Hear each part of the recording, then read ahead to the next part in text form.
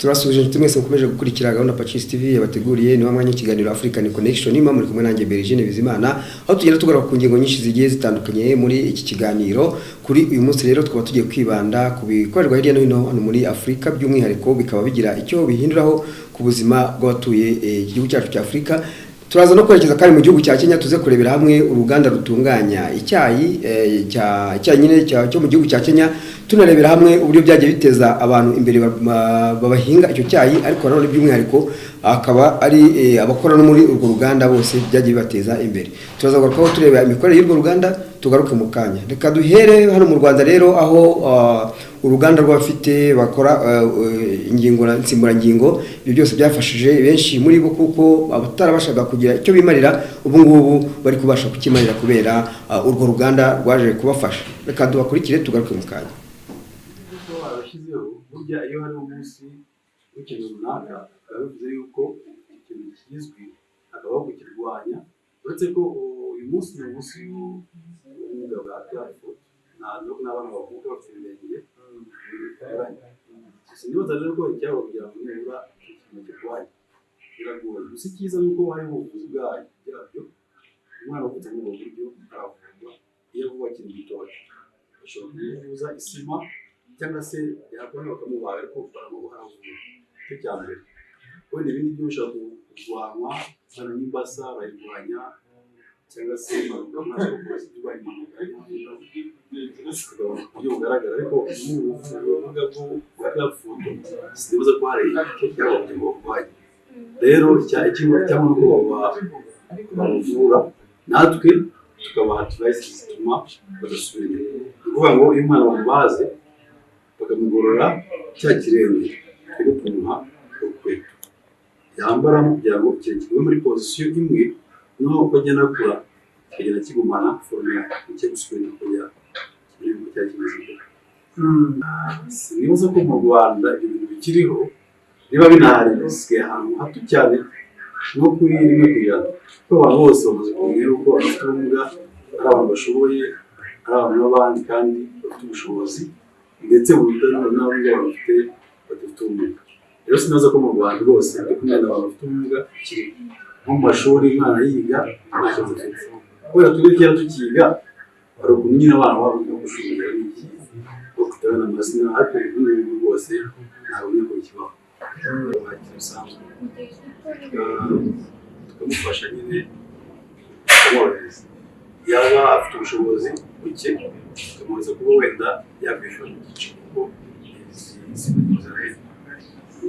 nari mbayeho mu buzima bubi kubera ko nta mbago nari mfite, nta nsimburangingo nari mfite, ariko aka kanya aho naboneye imbago biramfasha kuba najya mu bandi. Imbago zidahari nkoresha insimburangingo ikaba yamfasha kujya mu bandi, nkaba nakora imirimo yose nisanzuye. Kwiheba nabo leta yabatekerejeho, hari ibintu byinshi tujya duhuriramo abantu bafite ubumuga, ntabwo twasigajwe inyuma n'amateka. Perezida wacu yadutekerejeho, hari imikino tujya duhuriramo, nabakangurira ko bashinga amakoperative bakajya bayahuriramo bakajya mu bandi ntibagire ubwihuse. Ni umunsi twishimira cyane ko natwe twatekerejweho. Mbere abafite ubumuga nta jambo bagiraga, babitaga ibicibwa bakabita ibimuga, ariko aka kanya ni abantu, ni abana nk'abandi. Turashimira cyane leta y'u Rwanda yadutekerejeho igashyira abantu nkatwe mu bandi bantu, tukabasha kujya mu bandi natwe nta kintu dufite. Insimburangingo ni ingingo itandukanye, insimburangingo harimo ijambo gusimbura. Ni kumwe umuntu aba yaragize akabusanga yenda yacitse nk'ukuguru, aho ngaho dukora ibyo bita insimburangingo. Ariko hari igihe umuntu afite urugingo ariko ugasanga yafite nk'intege nkeya, akeneye ikirusha kwapima cyangwa ikirwongerera imbaraga akaba yabasha gutambuka, ugasanga nk'umuntu yaravunitse ariko akeneye nk'igikoresho kimufasha kugira ngo abashe kuba yakira bitamugoye cyane. Rero nibwo dukora icyo bita umuganga. ntibyahindutse cyane mu buzima bwabo turabibona ngo tubafashe rero batugana turahari rwose ubwabo ni ukuri kugira ngo ubuzima bwabo bumeze bugende neza kuba cyaracitse ntabwo bikwiye ko yafatira akagenda umwana wagezeho rero ni uko ari uwacitse ikirenge cyangwa ufite ubundi bumuga ubwo ari bwo bwose nanjye utabufite cyangwa wowe utabufite twese turangana rero uko umubona mufate nk'aho ari umuntu nkawe ni umuntu kuba afite ubumuga ntabwo bikuraho ko ari umuntu nkawe rero dukwiye gukundana hagati yacu twese ukamufata nk'umuntu n'umufate ugendeye ku kibazo yaba afite.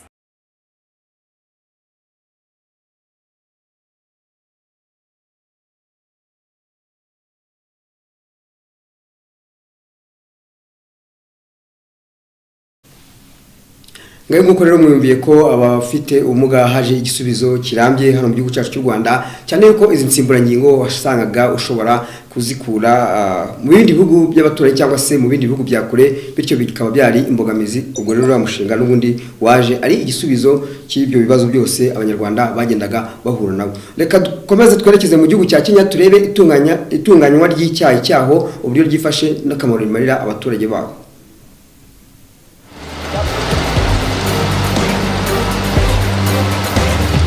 The journey and the process behind the making of tea is a very long one.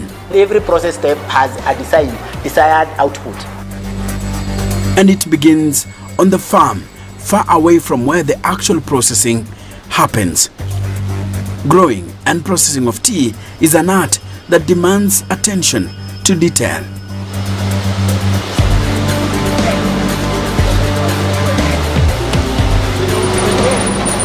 Kenyan tea is arguably one of the best brands in the world.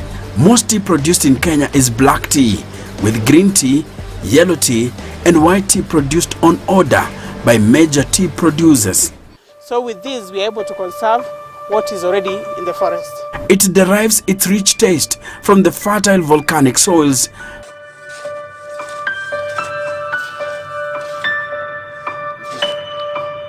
favorable rainfall conditions of between 1,200 and 1,400 millimeters per annum. In Kenya, the production of tea uses the cut, tear and curl, or simply CTC method. In the CTC, the main aim is to cut that leaf, curl them into sizes of particles. One of the largest players in that business is the Nyayo Tea Zone that boasts 2 factories. Stuck in the outskirts of Kapsabet town in Nandi County is Kipchabo Tea Factory. Here we get to understand how tea is made.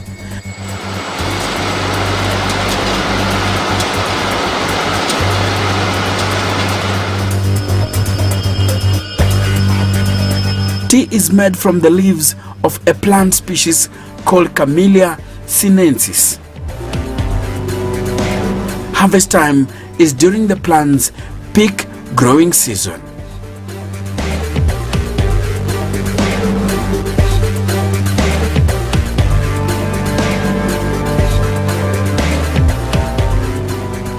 In the huge farms located in Bomet, Kericho and Nandi counties in Kenya, workers handpick what is known as the flash, a grouping of 2 young leaves and a bud which grows out at the top of the plant. A tea plant produces a new flash every 7 to 15 days. For Kipchabo Tea Factory and the entire Nyayo Tea Zone, a tea master directs every stage of tea production.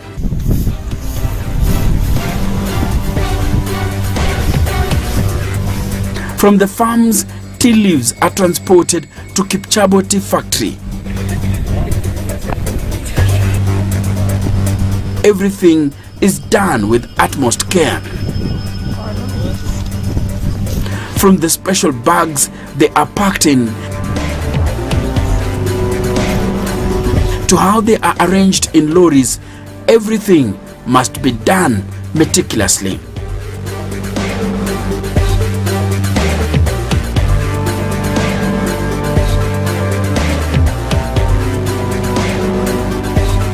At the factory,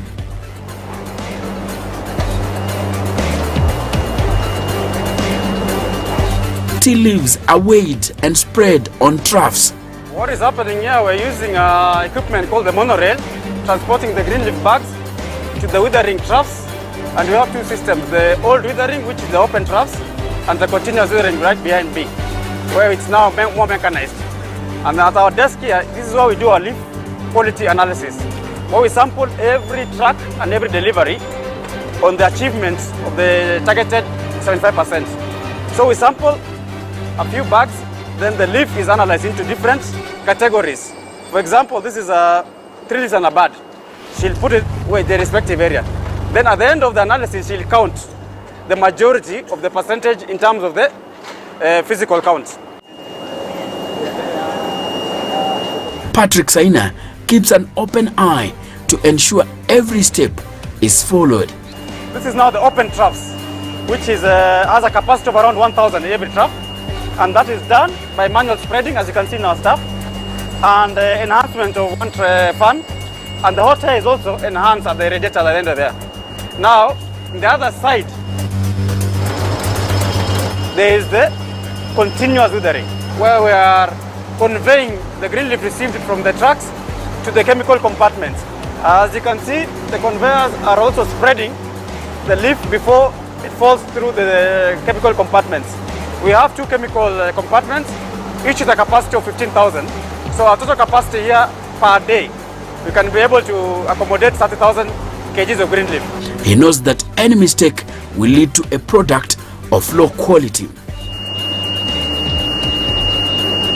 The leaves then undergo a withering phase, a process where conditioned air is circulated between the leaves, initially to remove any surface moisture and thereafter to concentrate and chemically break down the tea juices.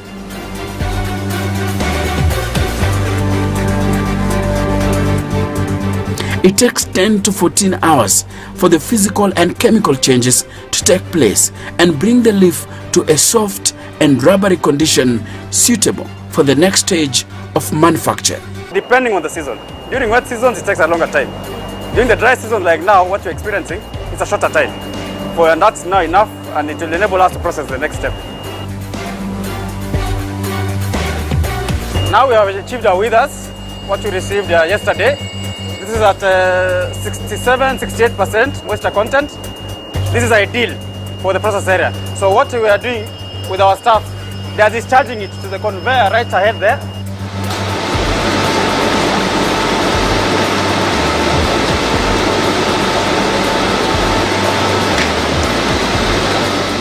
The conveyor brings the tea leaves here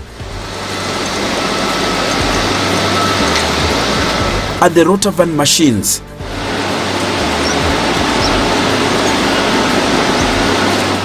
The roller machine applies pressure on the leaf in stages. As they twist and turn, they rupture the leaf cell walls and bring the juices to the surface of the leaf. Various types of rollers are used. The first roll is often very gentle and known as the preconditioning roll.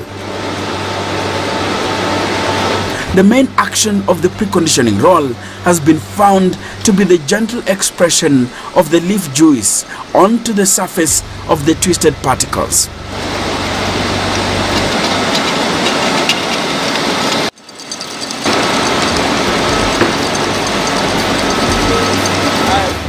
These juices dry up on the surface of the particles to contribute to the blackness of tea.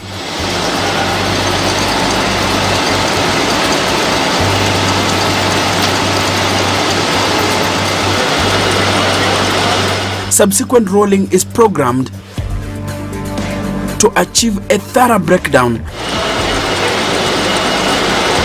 of the leaf cells.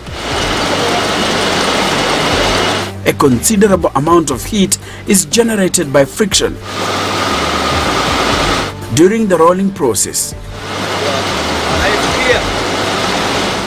But workers have to ensure that the temperature does not exceed 35 degrees Celsius. Undesirable chemical and enzyme reactions could occur at higher temperatures, and the end product could be tea of poor quality. Demand in terms of quality is rising over the time, and there's also competition from other beverages. So we are not key in particular in terms of quality. We might lose our market. If we lose our market, it will drain our flows, cash flows. If we lose our cash flows, we will not be able to sustain our programs in terms of conservation. That is why we are here to sustain and ensure that our product sells, we generate revenues.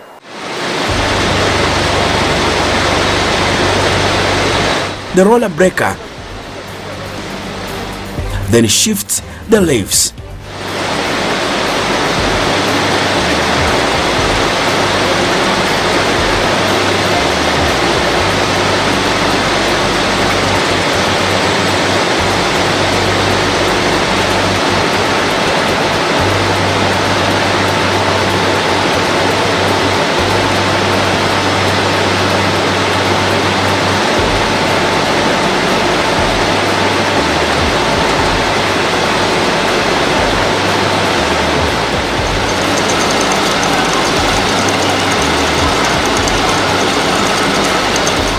Then it is spread out on an even surface.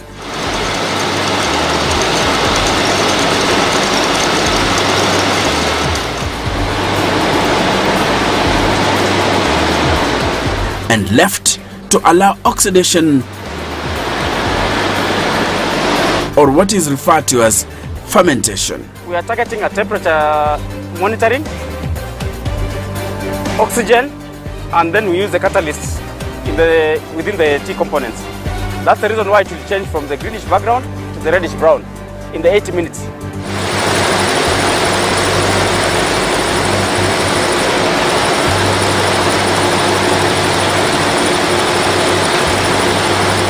The breaking up of cells, which causes the mixing up of the enzymes with the other chemical compounds within the cell, results in a number of reactions, the most important being the oxidation of polyphenols.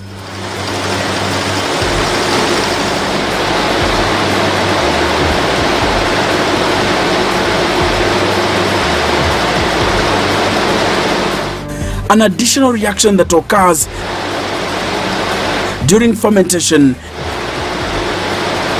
is the formation of some flavor compounds. And this is enhanced basically with good quality leaf. It's much faster reaction with good quality. Lower quality will take a longer time. So that greenish stage is the initial cutting stage.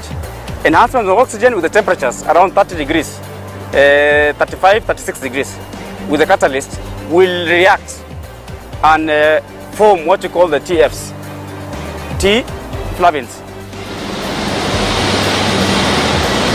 The fermented leaves are passed through the dryer, which generates high heat. Workers here do so to stop the fermentation and chemical reactions in the tea leaves. At this stage, most of the leaf moisture is removed and fermentation is stopped by destroying the enzymes. The flavor of the tea is also balanced during firing, as some of the lesser desirable low boiling compounds are removed, thus accentuating the presence of more useful higher boiling compounds. It is then sent here for sorting and grading.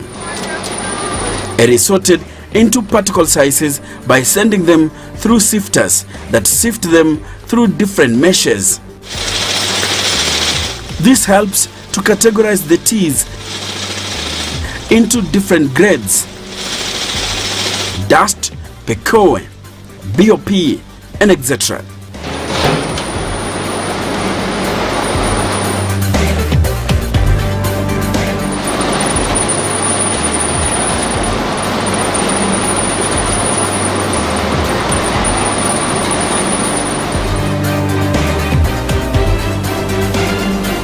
The made tea is then tested and assessed by the tea maker and expert testers to ensure it meets all quality standards in terms of leaf appearance, aroma, cup color, and character of the tea. My name is Enoch Sikolia and I am the Kenyan historian.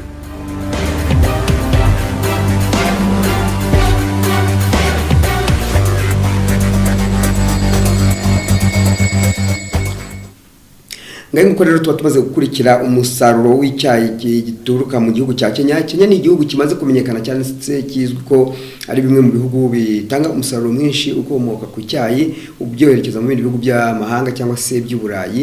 Ubwo rero ikiganiro cyari African Connection turagaruka mu kanya, reka tubanze dufata akanya gato tumikira abadutumye tugaruka dukomeza ikiganiro cyacu nimujye kure.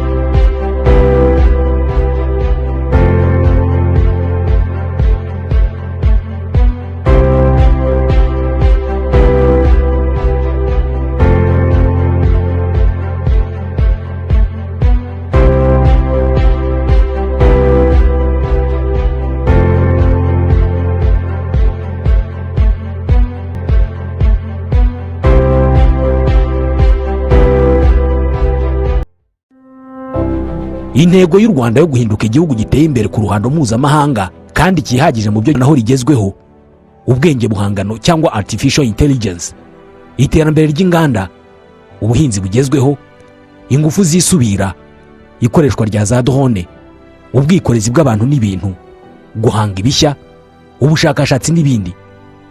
Nk'uko bigaragarira amaso ya buri wese, mu myaka 30 ishize u Rwanda rwageze kuri byinshi mu rugendo rw'iterambere. Kugira ngo igihugu cyacu gikomeze kwihuta mu iterambere rero birasaba ko twese cyane cyane urubyiruko tugira uruhare rufatika muri uru rugendo. Uti gute rero? Nta kindi bisaba uretse kwibuka ko turimo kugana mu isi iyobowe na technology, aho agaciro k'umukozi kazaba kagereranywa n'ubumenyi afite muri tekinike zitandukanye zubakiweho iterambere ry'ubukungu. Kugira urubyiruko ruhagije rufite ubumenyi mu bya tekinike byitezweho kwihutisha iterambere no kuzamura imibereho ya buri munyarwanda ku rwego rutari rwarigeze kubaho. Ngiyi impamvu urwego rw'igihugu rushinzwe imyigishirize ya tekinike, imyuga n'ubumenyi ngiro, Rwanda TVET Board, rukomeje kongera udushya mu masomo ya tekinike, imyuga n'ubumenyi ngiro agahuzwa n'aho isi igeze mu bijyanye na tekinike n'ikoranabuhanga mu nkingi zose z'ubukungu bw'igihugu cyacu. Ese wari uzi ko aya masomo ya tekinike agezweho ushobora kuyatangirira mu ishuri ryisumbuye rya tekinike, Technical Secondary School, ukazayakomereza muri kaminuza zitandukanye, ukazarangiza ubaye inzobere mu cyiciro cya kabiri cyangwa se cya gatatu cya kaminuza. Erega unabishatse wazanakorera impamyabushobozi y'ikirenga muri tekinike y'amahitamo yawe, ubundi inzozi z'ubuzima zikazasigara ari impamo kuri wowe n'abawe ndetse n'igihugu muri rusange. Wisigara rero kandi ntibazakubeshye, ibihugu byose bikize cyane ni inzira byanyuzemo. Ubu butumwa nubwo urwego rw'igihugu rushinzwe imyigishirize ya tekinike, imyuga n'ubumenyi ngiro, Rwanda TVET Board.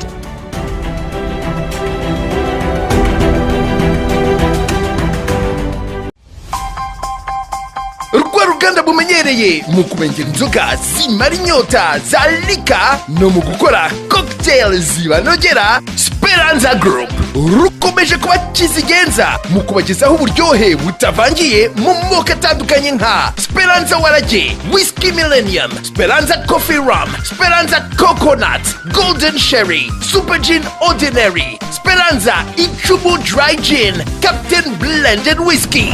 Ku bakunzi bizo mu bwoko bw'amarura zikundwa cyane n'abadamu, nimucikanwe kuko uruganda Speranza rubafitiye Malaika Cream Liquor ibashira igorora. Si ibinyobwa bisembuye gusa kuko tubafitiye Karahiye tangawizi ikongerera imbaraga ku murimo na Speranza Drinking Water amazi unywa ukagarura ubuzima.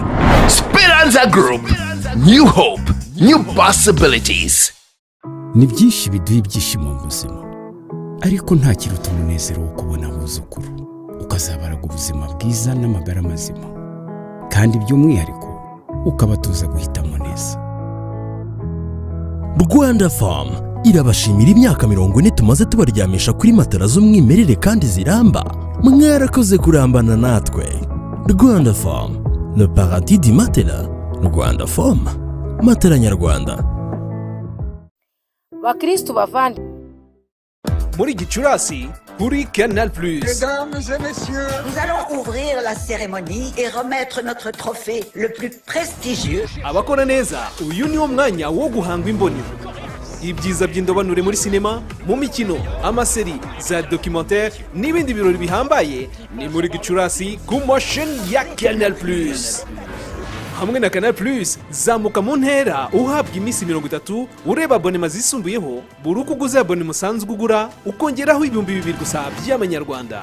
Niba usanzwe ugura abonema y'ikaze ongeraho 2,000 ubona ibyiza biri muri abonema yazamuka. Niba usanzwe ugura abonema yazamuka ongeraho 2,000 ubone zamuka na siporo ku motion ya Canal+. Gura abonema ku mucuruzi wemewe wa Canal+ cyangwa ukoreshe telefoni yawe. Senetra Hotel, hani wabo w'amahumbezi n'umutuzo utasanga handi. Ngwino nawe wiyumvira akayaga kavanze n'amahumbezi ko muri Senetra Hotel. Ngaho rero kuri mwe mufite ubukwe hehe no kongera kubaririza. Mwifuza aho mwakura sare mwakoreramo. Nimutambuke mwihera ijisho dore ko tubafitiye sare nini kandi yujuje ibisabwa byose. Bigo bya leta ibyigenga namwe mwikorera ku giti cyanyu ntimwajyaga mwifuza aho mwakorera inama, amahugurwa cyangwa umwiherero. Hehe no kongera kubura umusaruro mu byo mukora. Ni muzi wabo w'umutuzo n'amahoro muri Senetra Hotel. Kubifuza kuruhuka namwe ntago twabibagiwe. Waba wifuza kurara ijoro rimwe cyangwa igihe kirekire ni mushira impungenge. Tubafitiye ibyumba byiza kandi bijyanye n'amahitamo yanyu. Waba wifuza kurara VIP cyangwa VVIP ibyifuzo byanyu ni itegeko. Akarusho kandi ibi byumba byose icyo bisangiye n'ubwisanzure. Dore ko ari icyo umuntu umwe, icyo abantu babiri ndetse n'icyo basezeranye imbere y'amategeko n'Imana. Kubashaka icyo kurya n'icyo kunywa namwe hehe no kwicwa n'inzara n'inyota. Tubafitiye bar na restaurant byose byo ku rwego rwo hejuru. Akarusho kandi Senetra Hotel yahawe icyemezo cy'ubuziranenge na RSB kuko ibyo kurya n'ibyo kunywa byose bitangirwa muri iyi hoteli byujuje ubuziranenge. Ubifuza kwiragiza Imana namwe mwasubijwe. Aha murahasanga chapeli musengeramo mbere yuko mutangira gahunda zanyu zose. Senetra Hotel ni mu karere ka Gasabo urenze gare ya Kabuga werekeza Rwamagana muri metero 1000 mu kuboko kw'ibumoso haruguru y'umuhanda. Ku bindi bisobanuro mwaduhamagara kuri telefone mubona kuri screen zanyu. Ngwino muri hoteli yitaruye umujyi maze uruhuke neza.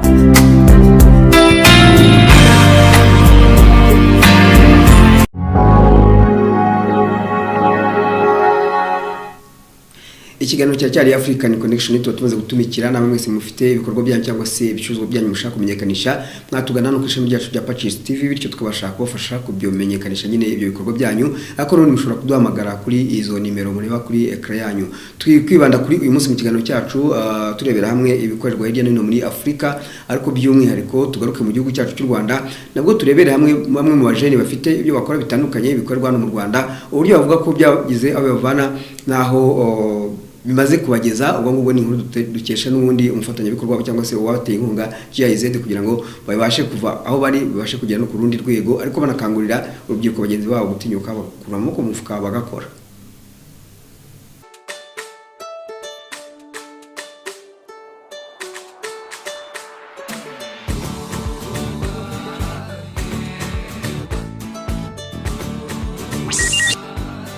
ubundi impungenge twagiraga mbere tugitangira nuko ibintu byacu twakoraga nta buziranenge byari bifite. All of my raw material are imported. This is the problem. Mu bintu bya mbere dukoresha igikoresho cya mbere kibanze ari igiti navuga ko hafi 98% by'ibiti dukoresha ni ibiti byo mu Rwanda byo mu gace dutuyemo, ariko birumvikana ho nababwiye ko dufite n'ibarizo dukoreshamo ibiti bitandukanye. Icyo ni igiti kitaboneka hano mu gace ku byo bisaba ko tugitumiza nko muri Kongo. Hari ibyoroshye kubibona, hari n'ibikomeye kubibona.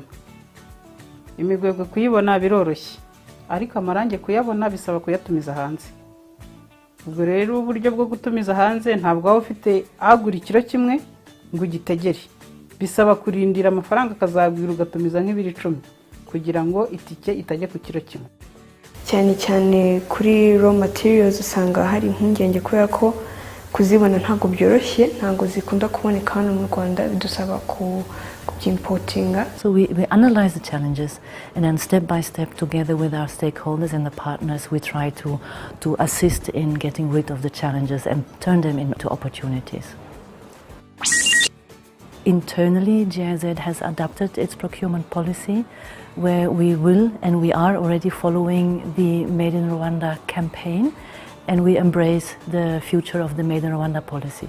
Niba tugize n'umugisha abantu bavuye hanze bakaza bakatwigisha nk'uko aba baterankunga dufatanya abadage bateye imbere mu bya TVET mu by'igiti barabizi, tukagira umugisha tukabona abarimu bakaza bakatwigishiriza abana neza, tugomba kubiha agaciro nyine tukamenya ngo noneho niba tubonye abarimu nta kindi dukeneye. The how we do it is we really look at the value chain approach. If we look at the wood sector, we look all the way from the seedling of a tree to the international client who wants to buy good furniture or the wood for construction. Hari ikintu bajya bavuga mu Cyongereza ngo furniture. Undi furniture iyo bijyanye mu rurimi rw'Ikinyarwanda ni inkesha. Inkesha rero ziza ari izikesha urugo. Uvuga ngo ntabwo waba mu rugo rutarimo ikintu cy'ububaji. Twatangiye cyane dushaka gufasha abo bana bacu, ariko twifuza ko n'abana bose bo mu karere ka Karongi cyangwa se n'abazaturuka ahandi, abahungu n'abakobwa bashobora kwiga umwuga neza w'ububaji, cyane cyane ko bitari bimenyereye ko bwigwa mu gihugu cyacu. Abantu bari bazi ko bavuka bakabona ububaji bakora uko bashatse, ariko batazi ko byigwa neza.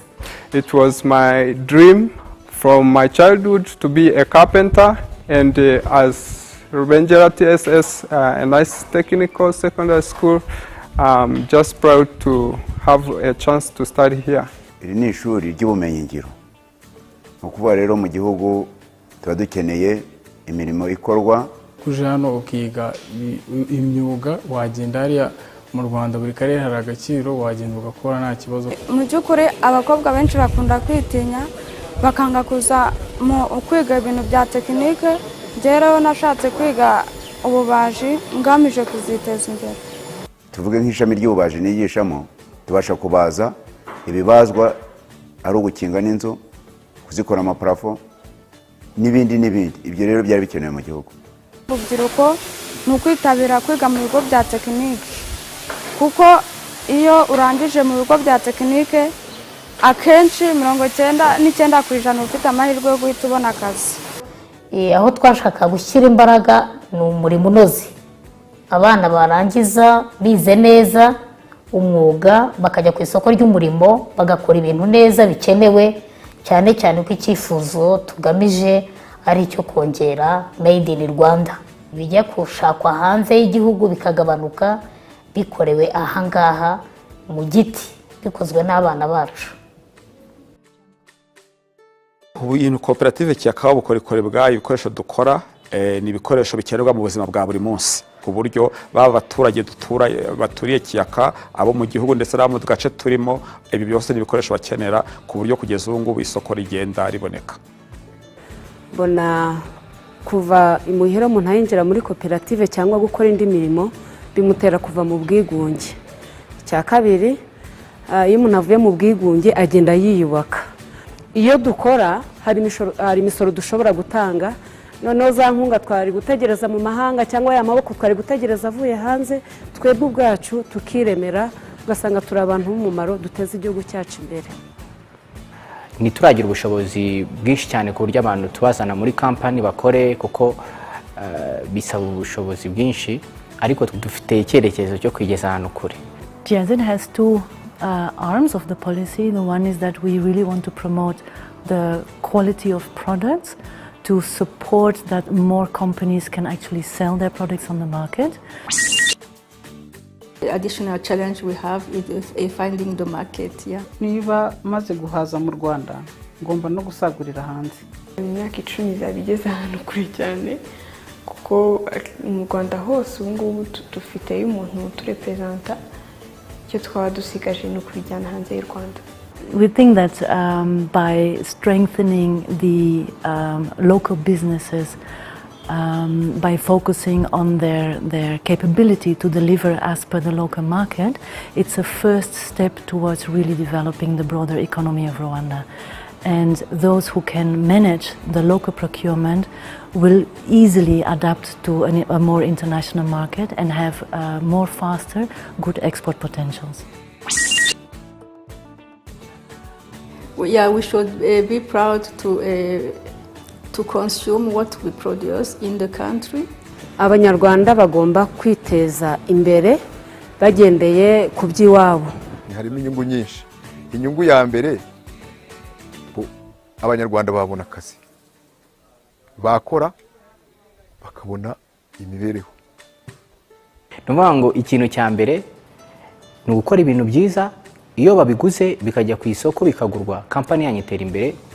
Hahantu mwifuza no kugera, ushaka kuvuga ngo muzagera mu myaka 10 ugasanga wageze no mu myaka 5, bitewe nuko ibintu byaje ku isoko, abantu bari kwigura babyishimiye.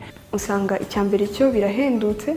Icya kabiri, Abanyarwanda bagira ibikoresho bikomeye kuko biriya bituruka mu Bushinwa, bituruka za Dubai, ntibiba bikomeye. Natwe abanyamahanga bakabona ko Rwanda dufite aho twapfa, dufite naho twagera. Ngiye nifuza ko izagera ahantu kure, ariko twifashijwemo n'Abanyarwanda bakunda ibintu byacu bagiye babitugurira. The Made in Rwanda policy is a strong policy, and it offers a very clear guideline on what could and should be done to really strengthen the quality of products in Rwanda. And I think government partners can embrace this and assist in the implementation of the program. It's almost like if German Development Corporation can do it, I'm sure others can do it also. Ejo bundi ninza kubasura mfite imodoka yanjye ntabwo bizabatungura.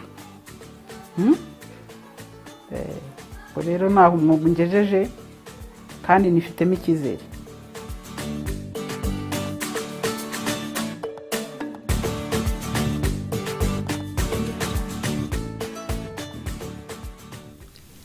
ngayo nguko rero ubwo tuba tumaze kumva uko urubyiruko rutanga ubuhamya bwira bagenzi babo gukura amaboko mu mufuka bagakora.